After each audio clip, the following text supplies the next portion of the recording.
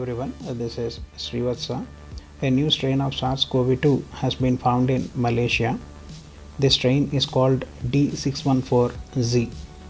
It is said to be 10 times more transmissible than the previous strain.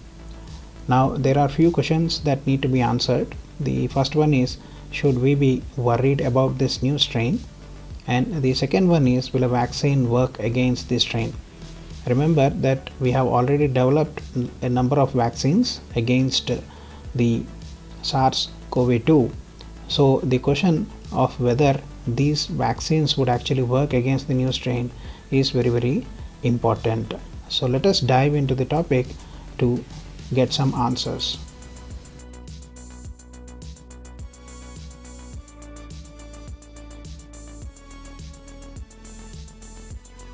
First, let us look at the structure of the SARS-CoV-2 virus. This SARS-CoV-2 virus is responsible for the COVID-19 disease.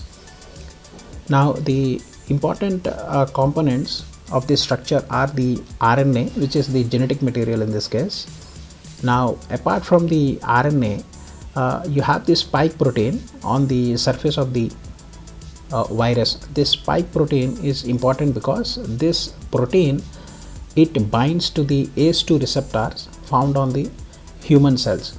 Now, once it binds to the ACE2 receptor, it then penetrates into the human cell. There it starts replicating itself, and this is how the infection actually happens. So the important point to remember is that the coronavirus is an RNA virus, and it also has these spike proteins which it uses to bind to the human receptors. So what is a D614Z? Here D and Z stand for the amino acids, the aspartate and glycine amino acids. These are the amino acids which help build the spike protein that you observe on the virus. Now 614 is the place of the mutation. Please remember that protein is a polymer. So it is made up of a large number of monomers. It is like a necklace with beads. Okay, so imagine this to be a necklace with beads. These beads are the amino acids, and the protein itself is the necklace. Now here what has happened is a mutation has happened at a single point in this particular necklace. The necklace has a amino acid called D. That amino acid D has been replaced by an amino acid Z. This is what has happened. This is what we call a mutation. It is a random change that has happened in the protein itself. Now this has not been stimulated by the external factors. These mutations generally happen in a virus. So this is what is D614Z. Should we be worried about this new strain? The answer unfortunately is yes, because it seems the 614Z is 10 times more transmissible than 614D. Remember that 614D was the earlier strain, and that mutation, there was a mutation in 614D, and now it changes to 614Z. Now 614D strain has been found in China earlier on. Later on it was found in USA also.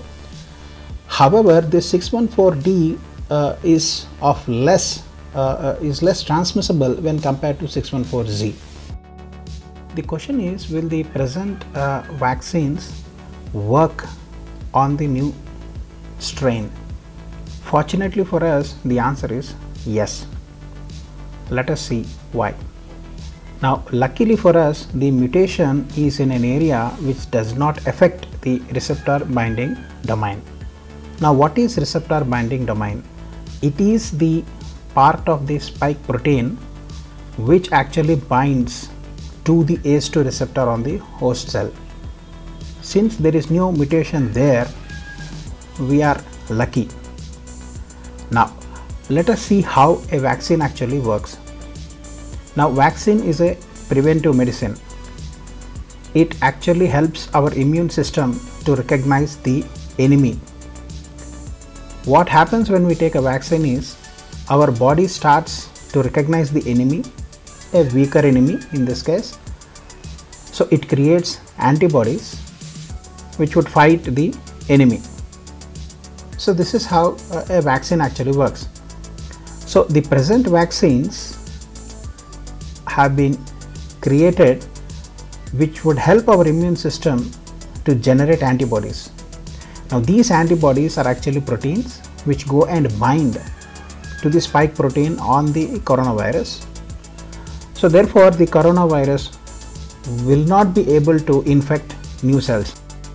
Since the receptor binding domain has not been affected by the mutation, we are lucky.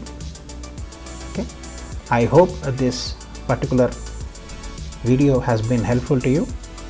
Thank you.